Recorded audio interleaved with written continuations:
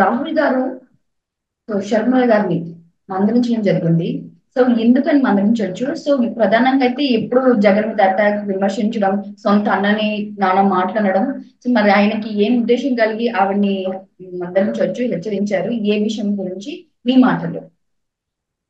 Yeah ఒక వార్త viral అవుతుంది. అదేంటంటే షర్మిలను రాహుల్ మందలించాడు, కొంత ఆగ్రహం వెలిపించాడని. ఖర్గే కూడా సీరియస్ గానే మాట్లాడాడు. అమ్మ, కాంగ్రెస్ అజెండా ఏంటి, నువ్వు చేస్తున్నది ఏంటి అక్కడ ఆంధ్రప్రదేశ్ లో?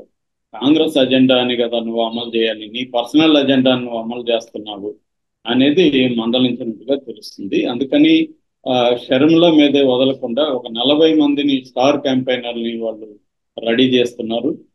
ఈ 40 మంది ద్వారా ఆంధ్రప్రదేశ్ లో ఆ, తమ మెయిన్ అజెండా ఏదైతే ఉందో దేశంలో, అదే అజెండాని ఆంధ్రప్రదేశ్ లో కూడా వాళ్ళు ముందుకు తీసుకెళ్ళాలి. షర్మిల మీద వదిలేస్తే కొంప ముంచుతుంది. ఎందుకంటే షర్మిల రాజకీయాలంతా కూడా ఇప్పుడు దేని చుట్టూ తిరుగుతుందంటే వివేకానంద రెడ్డి గారి చుట్టూ తిరుగుతుంది.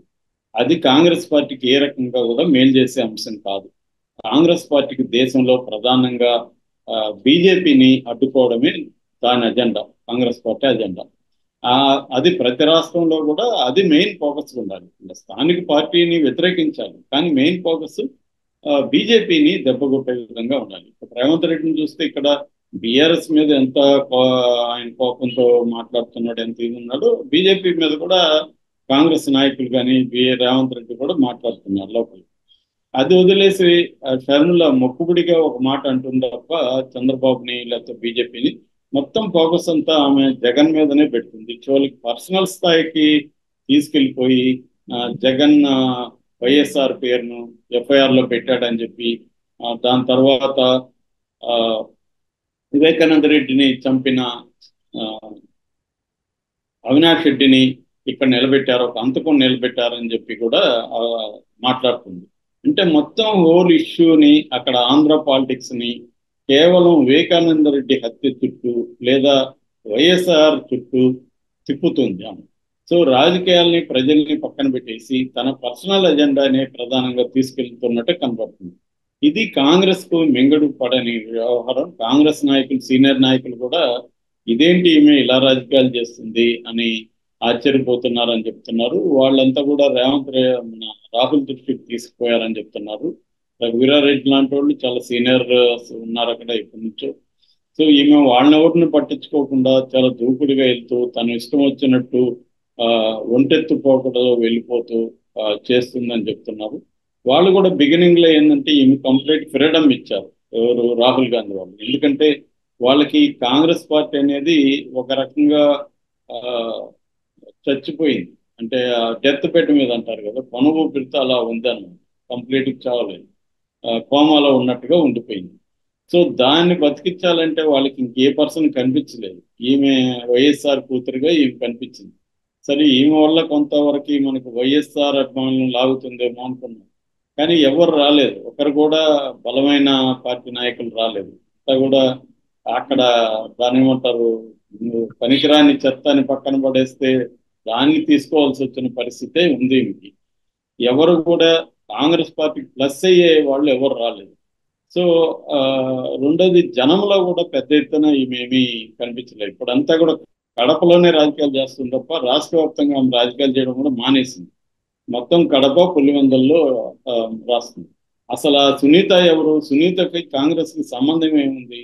ఆమె చుట్టూ రాజకీయాలు నడపడం ఏంటి కాంగ్రెస్ పార్టీ? ఇది కాంగ్రెస్ పార్టీ యొక్క దౌర్భాగ్యానికి చిహ్నం అన్నమాట. అంటే సునీతను తీసుకొచ్చి సునీతని ఏదో కేంద్రం నుంచి పంపించినట్టుగా ఆమె చుట్టూ రాజకీయాలు నడపడం, ఆమెకు అన్యాయం జరిగిందని రాష్ట్ర ప్రజలకు చెప్పడం. ఆమెకు అన్యాయం జరిగితే ఆమె కోర్టులో చూసుకోవాలి, ఇక్కడ వచ్చి ప్రజలకి చెప్తే ప్రజల సమస్యనా? అది ప్రజలకు బోల్డ్ అనే సమస్యలు ఉన్నాయి. ఆ సమస్యలంతా పక్కన పెట్టండి, మా ఇష్యూని మీరు తీసుకోండి అని మాట్లాడితే ఆ, ప్రజలు ఎలా మొన్నటి వరకు సునీత్ అనే తెలుగుదేశం వాళ్ళు చంపారన్నారు, అప్పుడు ప్రజలు నమ్మారు.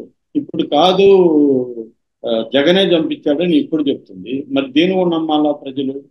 దేని నమ్మాలా ప్రజలు? రెండోది, ఇంతవరకు కోర్టులో ఏది తేలలేదు, సిబిఐ తేల్చలేదు. సో రెండోది, వివేకానంద రెడ్డికి రెండో పెళ్లి జరిగిందని, బిడ్డున్నాడనే విషయం ప్రజలందరూ తెలిసినా కూడా వీళ్ళు లేదంటున్నారు. నిన్న కూడా షర్మిల దాన్ని అబద్ధం అంటుంది. వీడియో కూడా రిలీజ్ అయింది, అది వీడియో కూడా అబద్ధమైన, అన్ని అవును. అబద్ధాలని చెప్పేస్తుంది. సో ఈ క్రమంలో ప్రజలు వీళ్ళని నమ్మట్లేదు. అందువల్ల కాంగ్రెస్ పార్టీకి మోర్ డ్యామేజ్ గా ఆ, మారుతుంది. జరుగుతున్నట్టుగా కేంద్ర నాయకత్వం గ్రహించింది. అందుకని ఇప్పుడు షర్మిలాని వదిలేస్తే ఇంకా పెంట పెంట చేస్తుంది ఈమె. ఈ ఎట్లా తెలంగాణలో ఆమె పార్టీని భ్రష్టు పట్టించుకునిందో ఇక్కడ కాంగ్రెస్ కూడా భ్రష్టు పట్టించుకుంటది. దీనివల్ల మనకి ఏదో లాభం ఉంటుంది అనుకుంటే నష్టమే ఎక్కువ జరిగేటుంది. దీని ఎఫెక్ట్ పక్క రాష్ట్రాలకు కూడా పడే అవకాశం ఉంది అని చెప్పి రాహుల్ గాంధీ ఏం చేస్తున్నాడంటే ఖర్గేకి చెప్పినట్టుగా అర్థమవుతుంది. ఖర్గే కూడా దీని మీద సీరియస్ గా తీసుకొని ఒక 40 మంది స్టార్ క్యాంపెయినర్ని పెట్టుకున్నాడు. అందులో రాహుల్ గాంధీ, ప్రియాంక గాంధీ, ఖర్గే, టీకే శివకుమారు, ఇలాంటి వాళ్ళంతా రాష్ట్రానికి రాబోతున్నారు. అట్లాగే తెలంగాణ నుంచి దాదాపు మంత్రులు, అధినాయకులు ఒక 11 మందిని తెలంగాణ నుంచి సెలెక్ట్ చేసినట్టు చెప్తున్నారు. అంటే రేవంత్ రెడ్డి కావచ్చు, భట్టి విక్రమార్క కావచ్చు, ఆ, తర్వాత ఉత్తమ్ కుమార్ రెడ్డి కావచ్చు, ఇలాంటి వాళ్ళని పొన్నం ప్రభాకర్, ఇలాంటి వాళ్ళని అంటే ఆల్రెడీ గతంలో వైఎస్ఆర్ తో కూడా పనిచేసిన కొంతమంది నాయకులు. దానివల్ల ఏమవుతుందంటే తెలంగాణ, ఆంధ్రాలో కూడా వాళ్ళకి కొంత సీనియర్ కాంగ్రెస్ లీడర్స్ తో పరిచయాలు ఉంటాయి. సో రెండోది అక్కడ రాజకీయాల మీద వాళ్ళకి పట్టు ఉంటుంది. సో వాళ్ళని వచ్చి మాట్లాడమని చెప్తున్నారు. ఫోకస్ అంతా కూడా కూటమి మీద పెట్టండి, కూటమి జగన్ అనేది సెకండరీగా చేయండి, కూటమిని ప్రైమరీగా చేసి టార్గెట్ చేయండి అనేది వాళ్ళు చెప్తున్నారు. ఆంధ్రప్రదేశ్ ఈ దుస్థితికి పోవడానికి ప్రధాన కారణం బీజేపీ.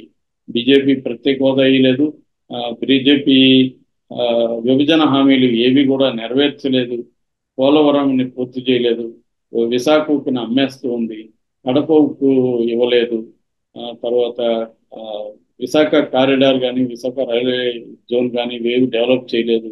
అందువల్ల ప్రధాన దుస్థితికి, ఆంధ్రప్రదేశ్ దుస్థితికి ప్రధాన కారణం బీజేపీ.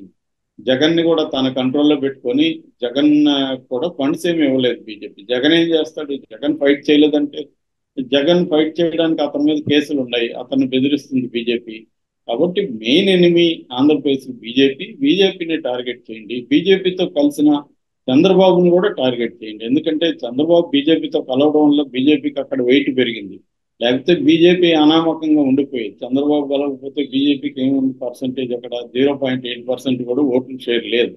ఇప్పుడు చంద్రబాబు బీజేపీతో కలవడం వల్ల బీజేపీ ఏదో బలమైన పార్టీ లాగా నమ్ముతున్నారు జనం కూడా. ఎందుకంటే చంద్రబాబు దానికోసం వెంపర్లాడడం, పవన్ కళ్యాణ్, నేను బీజేపీ నాయకుల దగ్గర అనేక తిట్లు తిన్నాను, ఎంతో ఇబ్బంది అయింది నాకు పొత్తుకు ఒప్పించడానికి, ఇదంతా కూడా జనాలకు విచిత్రంగా ఉంది. ఎందుకంటే 0.8% లేని పార్టీ కోసం 40%, అటు ఒక 8% ఉన్న 48% ఉన్న పార్టీలు వెంపర్లాడడం అంటే విచిత్రమైన పరిస్థితి. దేశంలో ఎక్కడా ఉండదు. సో ఇటువంటి కాంటెక్స్ట్ లో షర్మిల రోల్ ఏమి ఉండాలి? షర్మిల ప్రధానంగా టార్గెట్ ని కూటమి టార్గెట్ చేయాలి, సెకండరీగా జగన్ ని టార్గెట్ చేయాలి. అది వదిలేసి జగన్ చుట్టూ అది కూడా నేరో డౌన్ చేసేసి ఫ్యామిలీ పాలిటిక్స్ లోకి వెళ్ళిపోయి, ఫ్యామిలీ క్రైమ్ డ్రామాలోకి వెళ్ళిపోయి దీన్నే రాష్ట్ర సమస్యలాగా చూపిస్తూ ఉంది. ఆమె బిగినింగ్ లో కొంత బాగానే ఉంది, కానీ రాను రాను ఇలా అయిపోయింది, నేరో డౌన్ అయిపోయింది. బ్రాడర్ గా వెళ్లాల్సింది నేరోగా అయిపోయింది. రెండోది కాంగ్రెస్ అజెండాని ఆమె అమలు చేయాల్సింది పోయి తన సొంత అజెండాని అమలు చేసుకుంటూ సునీతాన్ని వెంట పెట్టుకొని తిరుగుతూ ఒక పక్క దస్తగిరి అయినప్పుడు పోటీ చేస్తుంటే, హత్య చేసి ఒక అంతకుడు అతనే ఒప్పుకున్న అతను పోటీ చేస్తుంటే దాన్ని ఖండించి దాన్ని ఎండగట్టకుండా అవినాష్ రెడ్డి ఏ 8 ఉన్నాడో అతని మీద ఇప్పటి వరకు ఏ కేసు కూడా ప్రూవ్ కాలేదు, అతని నేను టార్గెట్ చేస్తూ ప్రత్యర్థిని పట్టుకొని హంతకుడు అని చెప్తూ మాట్లాడటం అనేది కాంగ్రెస్ పెద్ద దెబ్బని వాళ్ళు భావిస్తున్నట్టు తెలుస్తుంది. అందుకని ఈమెకి కొంత కట్ చేయాలి ఈమెను, ఆ, ఈమె కంప్లీట్ గా ఫ్రీడమ్ ఇస్తే మనకి పెంట చేసేట్టుగా ఉంది అని చెప్పి వాళ్ళు ఇప్పుడు ఈమె మీద ఆ, కొంతమందిని తీసుకొచ్చి పెట్టి వాళ్ళ ఆధ్వర్యంలో ఈమె కూడా పనిచేయాలి అనేది వాళ్ళు ప్లాన్ చేస్తున్నట్టుగా తెలుస్తుంది. సో మరి ఇప్పుడు ఆమెకు అనివార్యంగా, ఎందుకంటే ఆమె కాంగ్రెస్ లో ఉంది కాబట్టి కాంగ్రెస్ ని ధిక్కరించే పరిస్థితి అంత సీను ఆమెకు లేదు. సో కొంత కాంగ్రెస్ ఇన్వాల్వ్ అయ్యే కొద్దీ కొంత పాలిటిక్స్ ఈ ఇంకా ఎన్ని రోజులు ఉంది, ఇది ఒక 3 రోజులు, అదొక 16 రోజులు ఉంది. ఈ 16 రోజులు ఒక మారే పరిస్థితి కనిపిస్తుంది కాంగ్రెస్ కి సంబంధించి.